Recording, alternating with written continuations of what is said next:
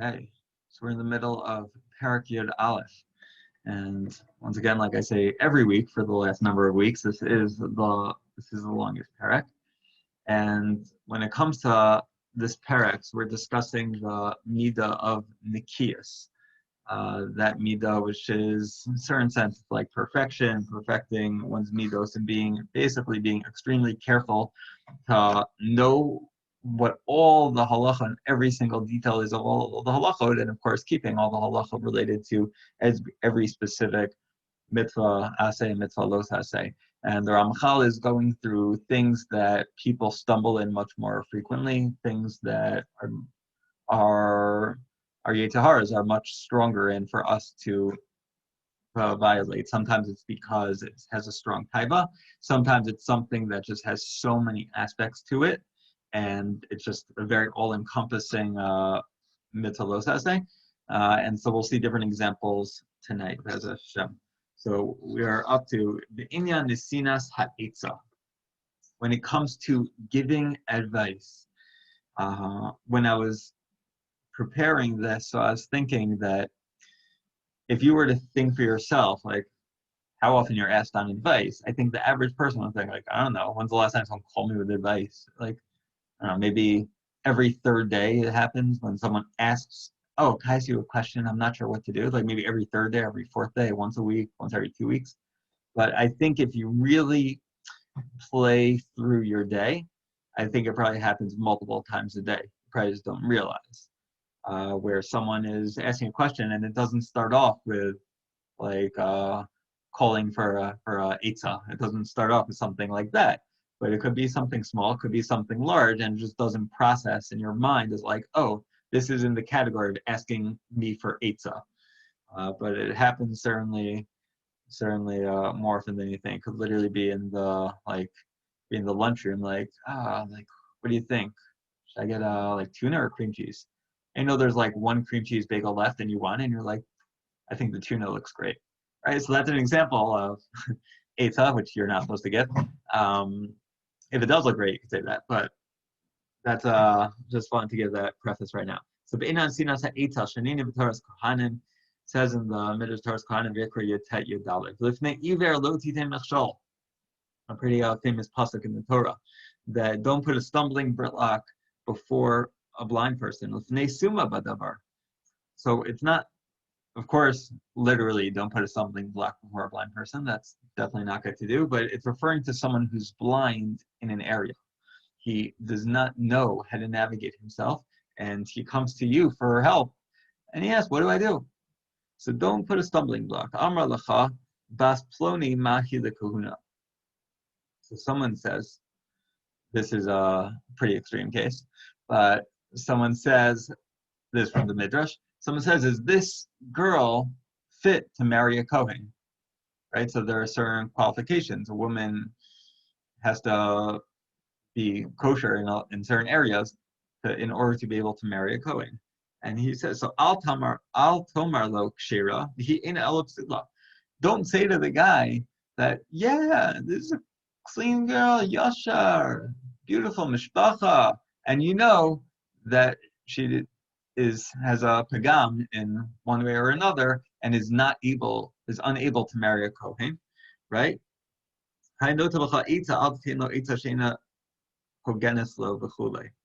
So you can't give a person improper advice, right? That's an extreme case of a lying. And the whole point is that if they end up getting married, if that shidduch happens, then they're not allowed to be together. The child is not really a Kohen, then it's like a lot of things go wrong in that case.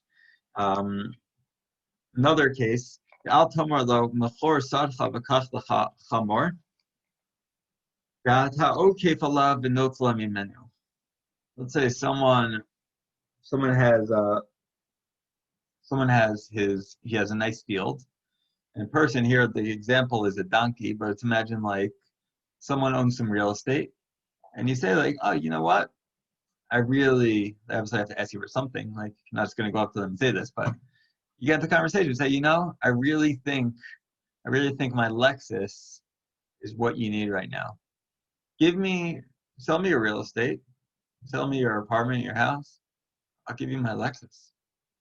Work out for you. This is going to help you out. You can't manipulate the person for whatever you're going to try to say to convince them. You can't do that. When of course the whole point is that in this case is where you want the field and you're going to get the field because that's what you want. So you try to convince them that you don't need the field. This is not a smart investment. You want the Lexus.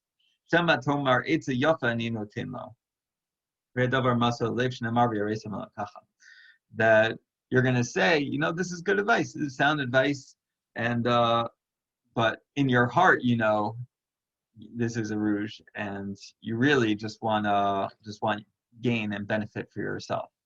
So the end of that pasuk, when it says don't put a stumbling block before a blind person, so it ends Yarei Samalokacha.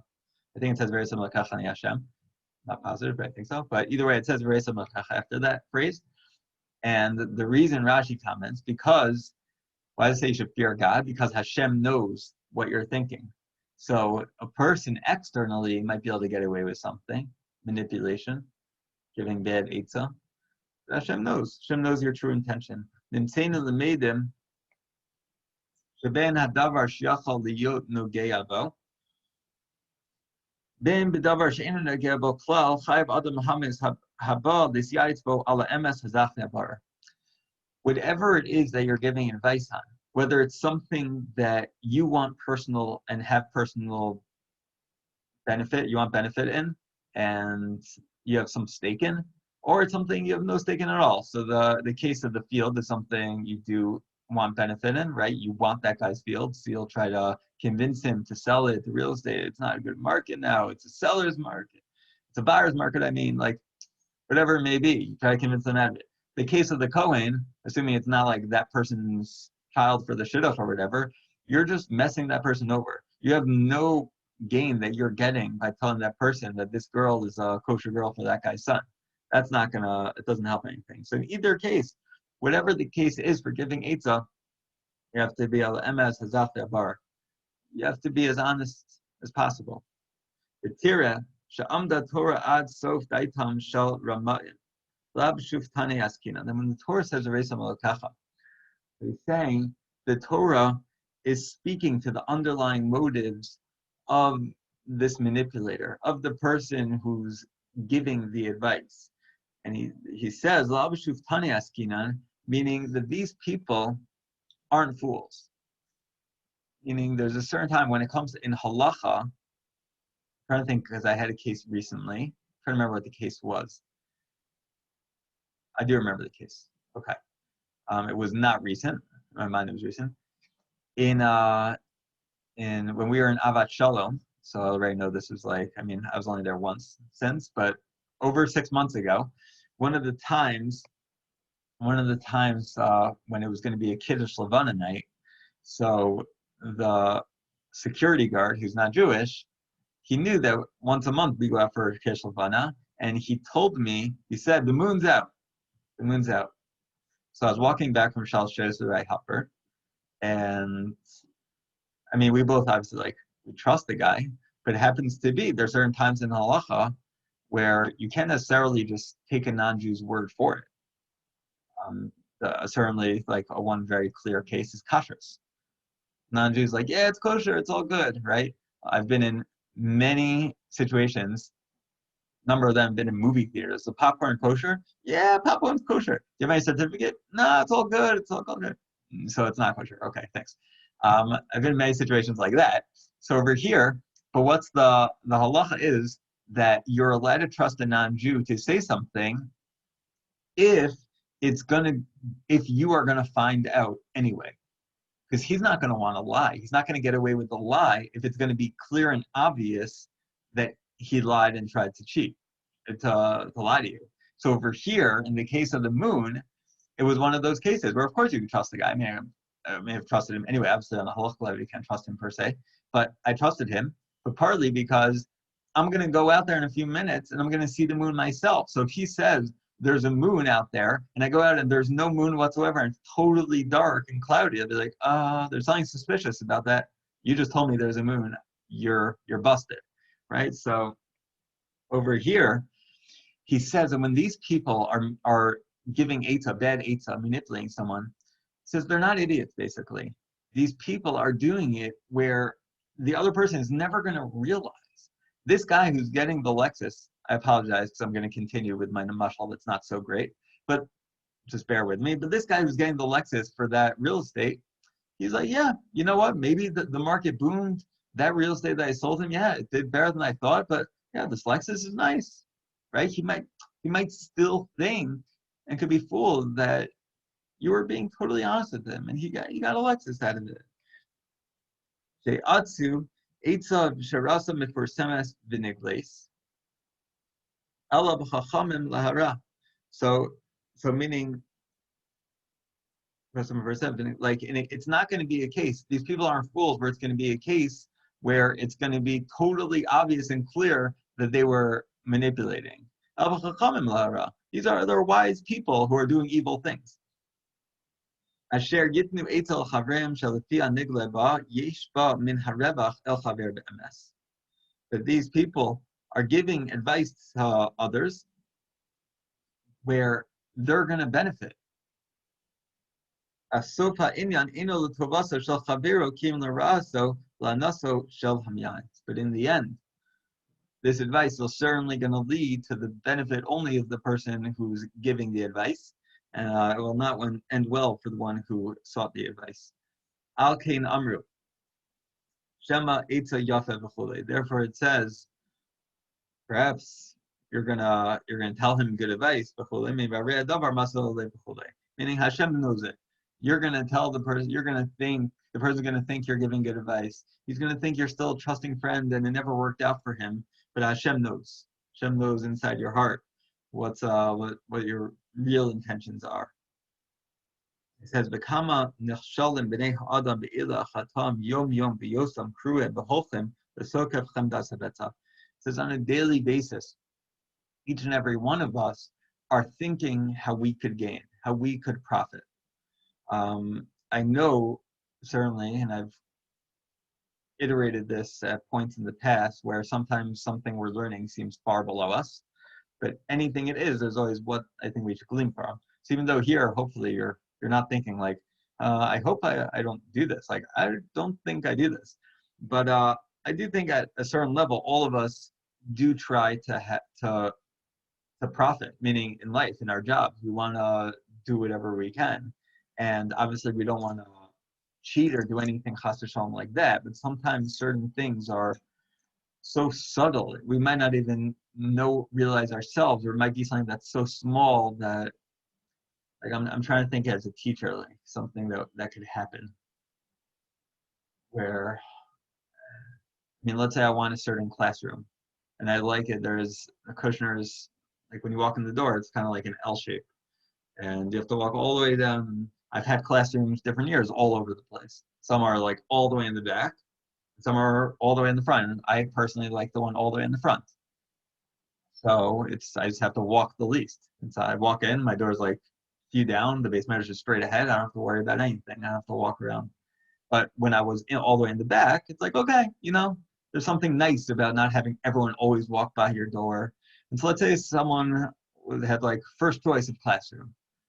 Be like, the one in the back is nice. You don't have to worry about, like, especially a new teacher, sometimes the supervisors, like your boss could be walking past outside and like you're scared, you get anxiety because your class is going crazy and you think you might get fired. I've had those thoughts before, in case you're wondering. Like my class going crazy, principal walking by or coming in and like, it's very loud in here. I'm like, okay, I'm getting fired this week. But so giving advice, like, oh yeah, that's normal advice of like, yeah, maybe there is benefit there, but like maybe partly in my mind is because I don't want you to try to get my classroom because I want that one. I want the one towards the front. I don't care who walks by. I just don't want to walk. There's certain times where it's not so manipulative. And I'm giving them good advice, just there's a benefit for me that I'm thinking. That has never happened, by the way. That was just made up on the spot. But there are plenty of times if we think about it throughout our day. Tomorrow, or the next week, let's say, be conscious of the times people ask you for advice. Like I said, don't think about advice like high-speed advice. It's not going to come in that way necessarily. Just think about it. Godel Ansham Bakasuv, it says a punishment for this in Dvarim comes on your Cursed right? Or it's not good to be cursed, especially in the Torah. Cursed is a person who basically puts the blind person astray. Meaning, remember, blind is not literal. It's someone who's blind in a manner. He doesn't know what to do. He asks you for your help. This is the obligation. The following is the obligation of a person who is proper and just. When a person comes to you and asks you for advice, what should I do?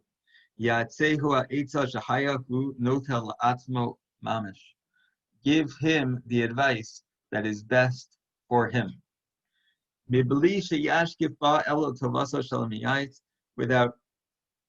Without considering whatsoever anything that will benefit or harm yourself. Without thinking about it, here it just says benefit, without thinking about the benefit of yourself. What is good for this person? Lo l'shum tachlis achar, not for any other motivating factors, no other ulterior motives. Karov or rachok shiyeh, whether it's something that is a probable motive or something that's unlikely, but it might happen. However, any ulterior motive is just that. So even if something's like, you'll give them advice, but there's something that's far-fetched that might work out in your benefit, right? A lot of times, like, I mean, there's stuff, there's some mashal I could give, like referrals to your company, right? So you give a referral. I'll give a different one. But I mean, I'll continue with this one, but I want to give a different one. I apologize, I'm speaking a lot about Eitzah. But let's say when it comes to referrals to your company, so you may get a certain percentage for a referral. So whatever, I mean, this happens a lot with certain companies, or a friend of yours, they want to get you to go to help be a part of their company, not to work there, I'm saying to maybe invest or sign up for this credit card, right? Like that kind of stuff. And it's partly for their benefit. They're not just thinking, you need this credit card. You want to invest with us. We're going to help you. I'm telling you, this is the best thing for you. There's definitely a part that's, they want their 5% bonus or whatever it is that's a free this because they got their friend to sign up. It's definitely true at times. The other thing I was going to say, and this happens for sure, and anyone who's ever set someone up, but there are plenty of times when you set someone up, and I've had this, a lot of times it's like, one person, and it's like, oh, who could I set this person up? This person is so great, such a great guy. And then it's like kind of looking for like any girl, and there may be different motives as to why you want this person to get married. Meaning, of course, lishma is, I want this person to get married. I care about them. Then the total lishma is like, I know that you get a nice gift when you set someone up, so I want to set up as many people as possible. And then there's a whole range of in between. Like, yeah, I want to help them out so that they help me out, right? That's ulterior motive also, still being nice, right? There's a reciprocity, but like, I think when it comes to setting up, there are certain times where it happens also, where there's it doesn't have to be a big ulterior motive, like I'm saying. It's not just like for the cash prize at the end, but just to think about. The im yera over here, im yera sheyira hu hezek la'atzmo be'etza hachi. But if it's going to be, let's say someone, I'll use myself like that, but let's say someone comes to me for advice. Let's say I mentioned to you I'm starting a business. So let's say someone comes to me, and I've been very discreet. I told you that like I haven't told most people, and I also haven't even told you what it is. So let's say someone comes to me and says, I'm thinking about starting a business, and they mention the exact idea and the exact thing I'm going to be doing. They say to me like, what do you think about that? Like, do you think that'll work? What do you think about, let's say they're coming to me even for like religious reasons. Like when I started, I was like, spoke to my psychologist of like, do I want to spend so much time on this when like I could be doing other more productive stuff related to like Olam Haba. But side note from that. So he comes to me and he asks me about starting a business. So in my mind, I'm like, don't start this business because it's going to be competition for me. So what does he say for this? What do you do in this case? So if it's going to be detrimental for me,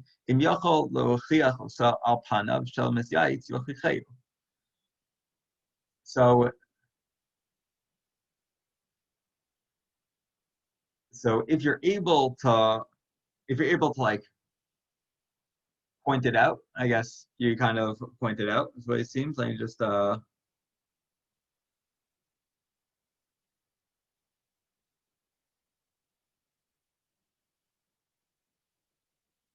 sorry.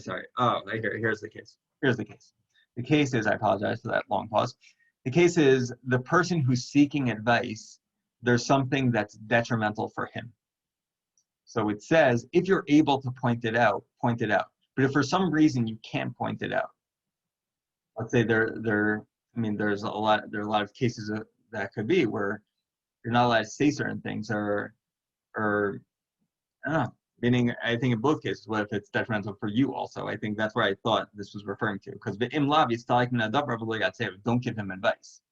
Meaning, if you're not able to point out for him, or I think in a case where it's going to be detrimental to you, you don't have to give him advice like, wow, that is a great business idea. I wish I would have thought about it myself, right? You don't want to do something like that because that could hurt you tremendously. You could say like, sounds interesting. I'm not sure. Maybe ask someone else, right? And then it's off you to not put yourself detrimentally. And if there's a case where they're going to be, and for some reason you can't stay, you have to stay unbiased, then say something like that. But nonetheless, but certainly you can't tell him something that is bad for him. He says, unless the only exception is if the person is asking to do something that's usher. Right? So if a person wants to know about eating not kosher, and they say like, oh, like I heard that you weren't from until you went to Israel. So like, is it worth it for me? Like, is McDonald's really good? Right? And I'd be like, oh my God, McDonald's is amazing. You have to try their Big Mac. Right? Like, so that's usher. So any meaning in a case like that, asvada mitzvah ramoso, it is a mitzvah to deceive him. So like, oh no, McDonald's, honestly, it's so overrated. Like kosher meat tastes just as good, if not better, I've had. Right? You can say something like that. It says in Tehillim Yirchai Kav Zayin, when you have someone that's crooked, so you could be deceptive. The Chushai Ha'arki Yochiach, and the story of Chushai from Arki proves this point. The story of Chushai was that David Hamelech, his son, Avshalom was rebelling against him, and Avshalom was kind of going to go for like a sneak attack against David.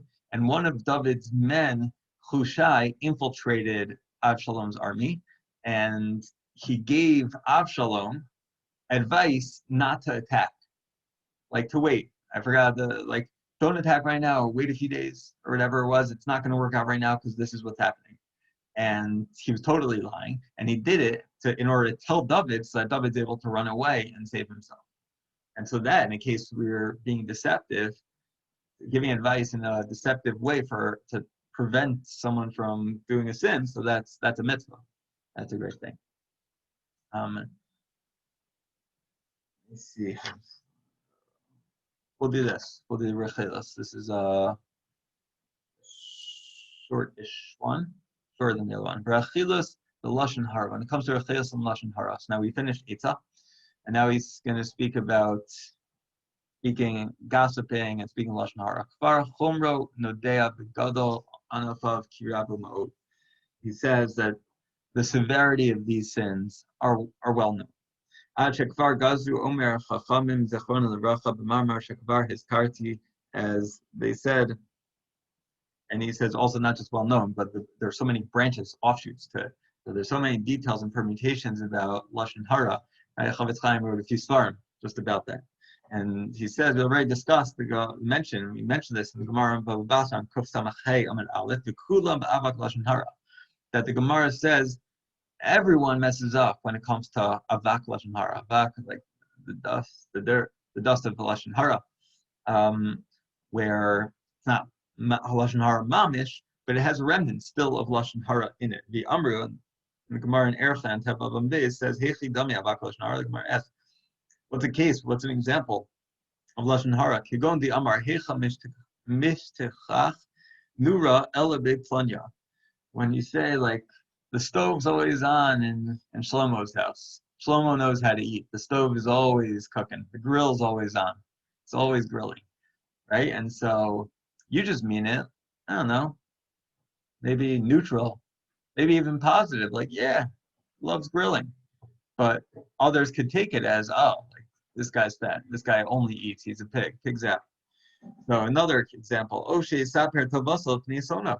You're not allowed to say something positive about someone in the presence of his enemy, in the presence of someone who doesn't like them. Because what's going to happen? I say, wow, this guy Shlomo, oh my God, it's the nicest guy I've ever met. And I'm in front of Reuven, and Reuven's like, Shlomo, let me tell you about Shlomo. You think he's nice? I'll tell you what happened with me and Shlomo. And you're just opening up an opportunity for Shlomo I forgot already, Reuven to speak Lashon Hara about Shlomo, even though that wasn't your intention at all. You want to say something nice about Shlomo. There's so many other examples like this where this is still the offshoots of Lashon Hara.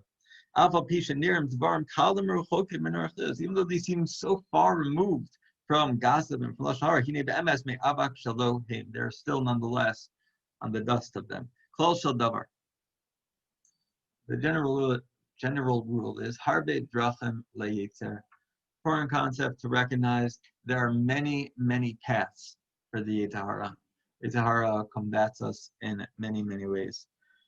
About kol davar yuchal livali mimenu nezek o bizar lachaver ben befana ben shlo befana. Phrase of achlal lashon hara hasanu misoav lifnei hamakom. But nonetheless, every time where you could damage or embarrass or hurt a person, whether behind their back, or of course even more so to their face, to embarrass someone and speak badly about someone, it's a toeva, it's an abomination to Hashem. Sha'amra alav kol mesaper lashon hara kilu kofer ba'ikar. That someone who speaks lashon hara, it's like you're a kofer. You're a heretic. The crux siv in the pasuk in Tehillim Kuf Aleph Hey says Miloshni Vaseser Re'ehu Oso Atmis. Someone who says lashon hara in private to his friend, Hashem says, I'm gonna cut them down. And the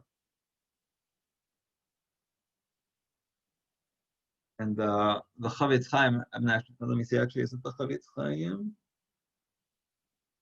Not sure where it's from, but the footnote, I think it's Rabbi Yonah. Rabbi Yonah and Shari Tshuva discusses and says, meaning, why are they saying that lashon hara is equated to saying, I don't believe in Hashem, I'm a kofar, throwing off the yoke of heaven? What's the analogy? So he explains, because for someone to just be so cruel and just speak so negatively about someone else, you can't be God-fearing at all. You can't be someone who thinks that Hashem's listening, Hashem cares, they're mitzvos for me. Like, it's kind of like that. Like he says, nobody will wantonly do such wickedness unless he's completely in the grip of the Yetzer Hara and has cast off the yoke of heaven from himself. This then is tantamount to denying the existence of Hashem. Makes sense. Let's, because it's half an hour, and we will continue. We'll end here. Let me